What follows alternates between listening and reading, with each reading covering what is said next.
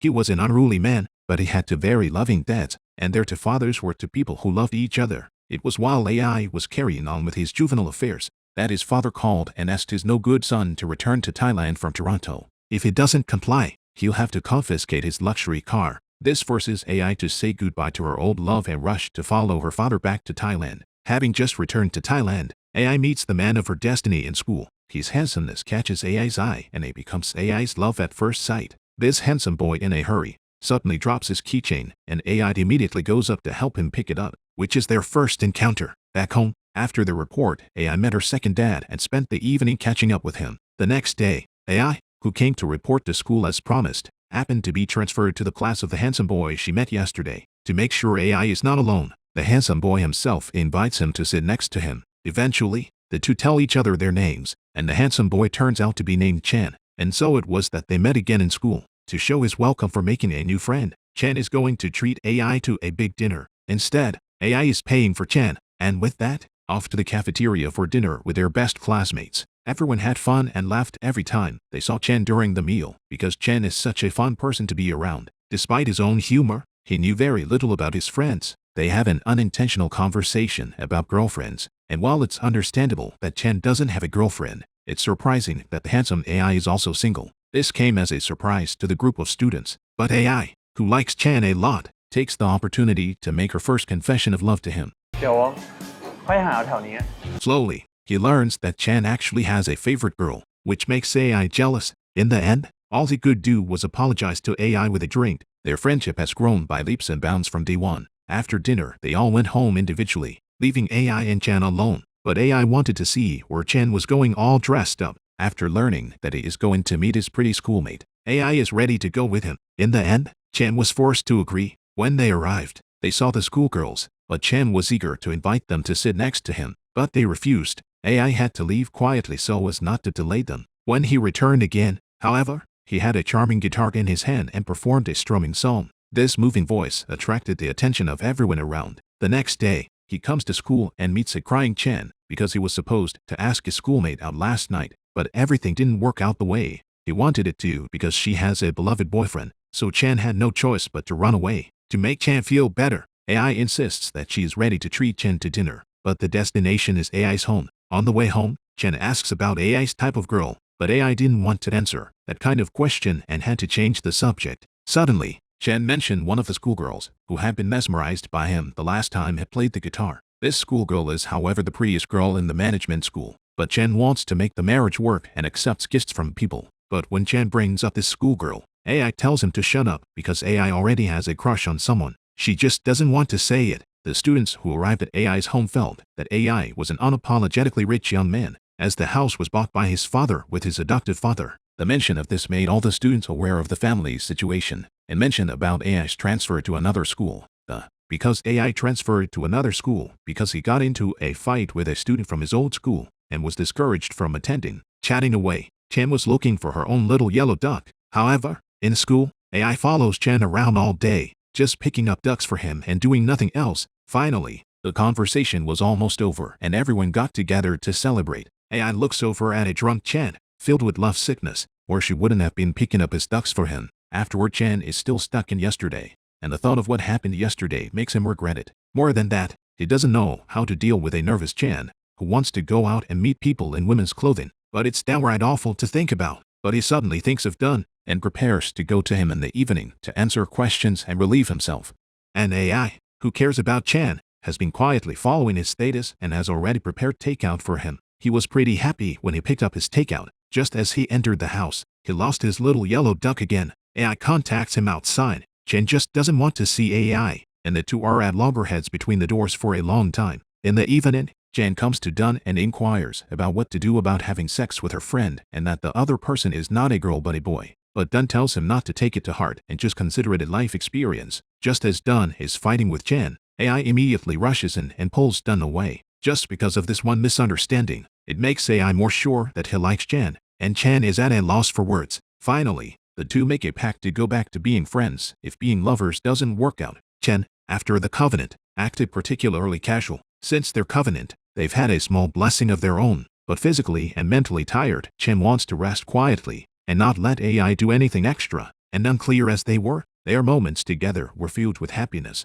AI, upon waking up, looks at her favorite person and is completely mesmerized. But Chan wakes up and chooses to distance himself from AI because he doesn't want an indescribable scene. Just in the morning, Chan was in the bathroom, constantly reminding herself to stay calm, but no amount of calmness in how he handles the relationship is as good as AI's ability to get under his skin every now and then. They then eat together, with AI all concerned about Chan and telling him to get more nutrition because he didn't want to, malnourish his favorite person. Chan eats in a scruffy manner, but AI can look away and has to tidy up his scruffy appearance herself. On the other hand, AI's best friends are partying together. They also expressed confusion about AI's relationship with Chan at the party, speculating whether they would get together. However, the eavesdropper in the back turns out to be the girl, who likes AI and greets them personally, mentioning how the two of them do what the young couple does, and that no one else has the right to interface, much less try to interrupt. The words scared off a few people who had been eavesdropping. Although the two of them are a match made in heaven, Chan's living situation is really worrying. Once inside the house, the scene was simply miserable. How can such a good-looking boy live such a sloppy life on his own? It was a pair of socks that made Chan completely eyeless. In order to welcome her favorite person home, AI had to organize what she needed for him herself. Just during the period of packing, both of them managed to spark love. Yet again, Chan resists, and that deters AI from doing anything rash anymore. Chan finally admits his mistake and realizes that if he has to be best friends because he can't be lovers, he has to be best friends too. Of course, AI is not going to let go no matter what. Chan, however, woke up with a start, only to find that on his neck, he had developed a red mark, which left Chan wondering what to do. On the other hand, AI has told her father about her affair with Chan. His father had felt AI was too unlikable to be dumped by someone before he could convince them. His second dad urges him to let it go, but his father still tells him to hold on to it, just like his father chases men. But this makes Ailongnhai a little angry and tells his father to teach his son well. Soon, they made appointments to meet their old friends. When they met AI, her whole body was covered in a mesmerizing aroma. The two old bar buddies also really like AI, but Dun tells Chan to keep dating if he likes it, not to be full of insecurities about himself, and to try to accept everything about the other person before making plans. ถ้ามึงชอบไอก็คบไปเลย Back at the bar, Dun tells AI to take care of Chan. When Chan came out, his heart kept pounding. The two walked apart and then returned home together. Back home, they carefully organized their own little home and also continued to enjoy this sweet moment. They also watched a horror movie together, but it immediately scared Chan so much that she had to burrow into AI's arms. As they say goodnight to each other, AI looks at Chan and is once again in a state of ecstasy. The next day, they were going to a small party together, but on the way, Chan got lost. Luckily, AI had already installed shared navigation inside Chan's cell phone and followed the route to find this cute little guy who could get lost. Finally, after greeting him, the two rushed to the party together. The group had a great time together and all ate very well. But halfway through, a cutie appeared and saw Atsushi, a basketball boy, deeply attracted by his appearance but afraid to get close. Just as they were eating the barbecue and having a good time, they suddenly realized there wasn't enough meat. Dun was going to chuck the meat, but Chan wouldn't let him, and the other table happened to be out of meat. They asked this cutie to clip the meat, but while doing so, Chan meets up with this cutie. This cutie was depressed why the person who came was not Atsushi, but this person, which made him speechless. Just as Atsushi came over, the little cutie hurriedly hid herself, for when you meet someone you like, you can't help but be shy to a greater or lesser extent. Just as Chan came back from chucking the meat, he got a bite of something very spicy. He picked up Dun's 98 vodka and gave it all down, but the students knew this was bad, because Chan didn't know he was drinking. When AI, who called back, sees Chan, who is already drunk, she immediately asks what's going on. The classmates tell AI, and he realizes that Chan is actually drunk. In order not to embarrass Chan, AI had to bring Chan back home. Looking at Chan, who is still very cute even after being drunk, AI just wants to have a close interaction, but the next second Chan goes for the toilet. There's nothing for AI to do but to carefully perform a decanting and cooling ritual for Chan. Once again at school, Chan is still showing off his ducks, but in the blink of an eye class is over and once again Chan has forgotten her ducks. Soon, they were at a basketball court getting ready to play basketball when AI accompanied Chan and Atsushi as an escort, but AI keeps playing with her cell phone, and that's when Elsie sees a bored AI and once again takes the initiative to try to get to know AI and get close to her. But it makes Chan very jealous. Dun told him to finish the ball first. Just as he is about to enter the arena, Chan gets hit by a ball, which makes AI see it and come over quickly to care for Chan. 1 minute Chan is angry with AI over this Elsie thing, and the next minute AI is giving Chan a true love reward. In order to make Chan feel better, AI can only rub the injured area for him personally to achieve a soothing effect. Soon, Chan informs AI that if she chooses him, she will give up Elsie or he will have to leave him sadly. But AI is sure in his heart that Chan won't leave him. But Chan really gets real this time and is ready to pack his bags and get away from AI. Just as Chan is about to go out, he is still sad to see AI go. In the end, all he could do was cry and wail about his sadness. But AI finally expresses her true feelings, which makes Chan feel better for good. However, Far, at the bar, also meets the man who makes his heart sing. Here, having a good conversation with this man, but this man is the one Elsie sends over, spying on AI. He was also extraordinarily happy to chat with Ford midway through the program. On the other hand, in order to take care of the injured Chan, AI waited on Chan as if she was a nanny. But Chan, who is not in good health, started to get feverish after eating. AI was only able to cool Chan down in the middle of the night, but the early riser was as noisy and hungry as a child. AI, who has no choice but to invite him to have breakfast inside the restaurant. Chan, who was ordering food because he didn't have to pay for it himself, was talking about his super requests, but none of this turned AI off.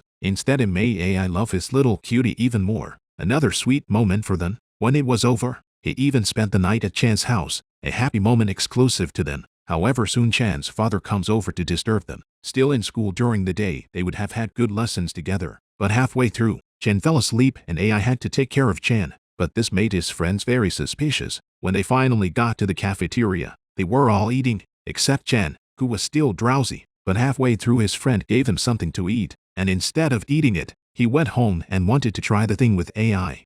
However, Chan started to have a fever in the cafeteria and AI had to take him home and take care of Chan herself. They ended up eating Chan's favorite chocolate bar together. It was a moment that made Chan very shy. However, in the middle of the day, Chan goes to take a shower and AI receives a call from her best friend's party. And their purpose this time is to find out if AI likes Chan. They engaged in a game of questioning. Finally, after drinking almost all of it, AI admits that he chased Chan himself. He had a lot of stinky problems, but that wasn't the point. The point was still that he was good-looking and tall. This was a great surprise to the students. In the end, AI was too drunk to stand up, so they had to send AI back home. However, they drop AI off at Chan's doorstep because he's meeting his father-in-law tomorrow and must take the opportunity to get on good terms with her. However, when Chan comes to pick up AI from the car, AI sees Chan's face and can help but be mesmerized by him again. In order to make AI more normal, Chan could only tell AI to come inside quickly and let AI eat something to relieve her alcohol. Then she slept peacefully. And when Chan's father knocked on the door, Chan was very shy, but his father was looking forward to his boyfriend's looks and came in the door to check it out. But this unorthodox way of meeting makes AI very unaware of the situation, and then questions to AI, "Are you sure you want to go out with Chan, the slob?" They then engaged in a reassuring conversation. His father is actually okay with Chan having a boyfriend. Times are different, after all, and subtly mentions Dun. Dun is his own brother, and just for bringing a man home makes their mom so mad they have to run away. Afterward, Dun comes to his father and cries about it all. But his father, at the time, wasn't very agreeable to the whole thing, until finally his will was worn out and he had to be left to it. They chatted and Chan, who knew what he was doing, brought breakfast to his father. Eventually, his father agreed to their relationship as such, and at school, Earl is deeply attracted to an Elsie boy during a school festival. They met while getting drinks and had to wash his clothes themselves in order to organize each other's soiled clothes, and thus they carried on their first acquaintance. And at the same time, someone for Mrs. shows up at school, and the man gave Ford a gift that was meant to show his love, but instead spoke directly to his parting. This is not only upsetting for Ford, it's even more painful for his friend. They don't have a chance to spend time together again, because they'll be parting soon. The scene shifts and they were doing a good review at home, but Chan got tired in the middle of the day. But AI had to keep Chan awake at all times in order for him to study properly, but ended up pissing Chan off and had to tell him to get the hell out of the room. The two were having a sweet moment when they were interrupted by AI's sister. My sister's mom missed AI so much that she had to ask my sister to take the opportunity to get my brother to come over to the house. In fact, she's full of heart. Just when his sister hugged AI, that's when Chan saw her. At this point, Chan is very jealous and passes the pictures taken to AI, making a mess of the house and laced all of AI's clothes with cactus. It's punishment for messing with someone else. Chan then went back to the dormitory by himself. It was very depressing when AI found out about it. Just as Chan exits the bathroom, he meets AI, who is waiting for him. AI had made Chan happy with a few words, and the two of them finally cleared up the misunderstanding. They're still together during the day, talking about love, and at night, Chen meets AI's mom. One day 5 years ago, AI's mom suddenly found AI and said she was his real mother. AI returns home and initiates a reference to his mother, but his father tells him that she's dead. Yet, now he meets again, and his mother has turned him against his own two fathers. But Ailongnhai, who is the head of the family, surely can let this hateful woman go. This woman only twists right and wrong, and just loves to destroy other people's families. However, AI, being one-dimensional, assumes that his birth mother is now the only good person and views both of his fathers as bad people. AI's running away from home makes Ailongnhai very angry. It turns out that this woman's goal is to get AI to donate her bone marrow to save her half-sister. Because his sister has leukemia, and only the bone marrow of a blood brother can cure her. He looked at the poor sister and his heart softened. Finally, AI is in the emergency exit, and overhears a conversation between her mother and the man she married. Learned that this so-called real mother, who is upset by the sight of male Ailongnhai, is using AI to break Ailongnhai's heart and must want to use AI's bone marrow to save her daughter. Upon learning all of this, AI felt very disappointed in such a human being. He stormed over angrily, but was stopped by the man. Finally, AI agrees to donate her bone marrow and tells the woman that after this favor, they will sever their relationship and never see each other again. However, AI, who had surgery, insisted on being discharged from the hospital. Luckily, he met an eager little girl who lent him her cell phone. He rushed to contact his father and asked him to come pick him up. Upon meeting his father, he realized he had done wrong and admitted his fault to his two fathers. Finally, his fathers learned that he had donated bone marrow and immediately took him to the hospital for treatment. Nowadays, they have been having fun together. However, on the way, his sister disturbs their peace. The sister wants her brother to meet with her mother, but AI insists on not going, so Chen goes in his place to meet with his birth mother. Meanwhile, his birth mother makes him break up with AI. Despite Damla's repeated attempts to stop Chen from spending time with AI, Chen just won't listen to Damla, but Damla is still making threats against Chen. In the end, Chen had no choice but to call the woman an indiscretion. Chen then walks away, but it pisses Damla off. In the aftermath, Chen still enjoys the gift from Damla with his injuries, but AI is worried when she sees a late Chen and calls to ask where he is. Chen informs AI that he is in the park and is injured. Finally, AI, who knows everything, walks up to Chen with a band-aid. AI meets Chen and learns that Chen has suffered a lot because of his aggression, but Chen wasn't a coward, and surely he couldn't back down just because of that little thing. In order to take care of the injured Chen, he was personally bandaging Chen. On this day, after the exams, they all want to relax and AI proposes to go to her house as a guest, and at the same time,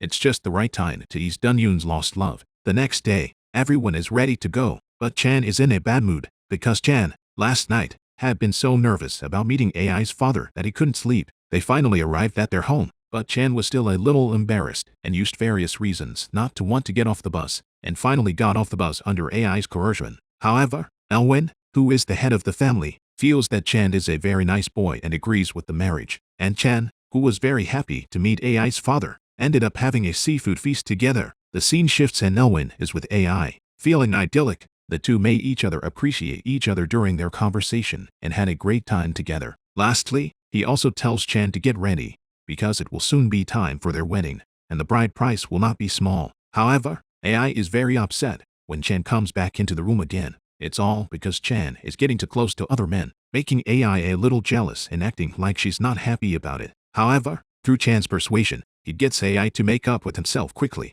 However, before they go to sleep, they have a dream about losing AI because someone messaged Chen. Waking up, Chen is in a low mood and treats AI with affection. In the end, Chen comes to terms with AI that he was just having a dream. However, AI says she will never let go of Chen. To promote their friendship, Ailongnhai and his father bring them to their earthly fires and let them stroll through the life-affirming food market on their own. They picked up a very large selection of things while strolling through the food market. As AI, along with his classmates, was about to open for the first time, they trekked up the mountain and finally reached their destination, and together they prepared what needed to be prepared. And in the meantime, Chen poos and tucks with AI because he's hungry, and in a moment of carelessness, almost misses dragging AI into the river. Just when AI tries to be naughty, she's rejected by Chen and runs away shyly. The evening was also filled with fun, as their group spent time together and played board games together. It was late and they each rested.